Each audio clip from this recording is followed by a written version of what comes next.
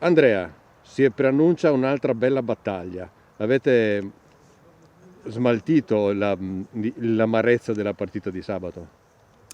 Buonasera, sì, diciamo che sabato abbiamo provato, ce l'abbiamo messa tutta per cercare di portare a casa almeno il punto fino alla fine e purtroppo non è stato così.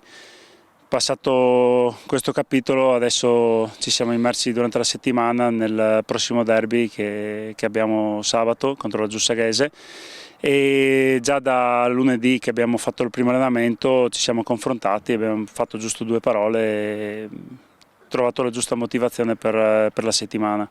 Il mister cosa vi ha detto a fine partita?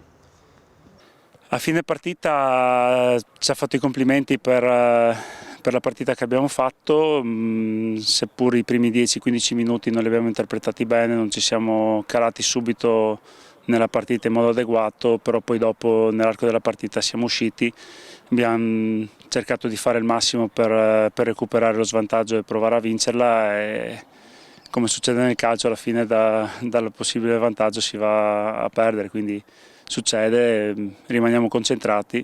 Rispetto al girone d'andata sappiamo che il girone di ritorno sarà più difficile, però proviamo a vincerle tutte o a portare a casa più punti possibili. Secondo te come si batte la Giussaghese? E come si batte la Giussaghese?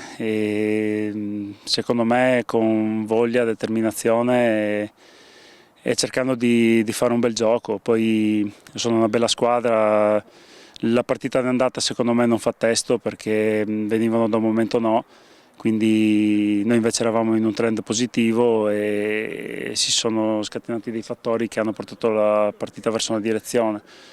Sabato sarà tutt'altra partita e lo sappiamo, e cercheremo in qualsiasi modo di portarla a casa. In bocca al lupo. Crepi.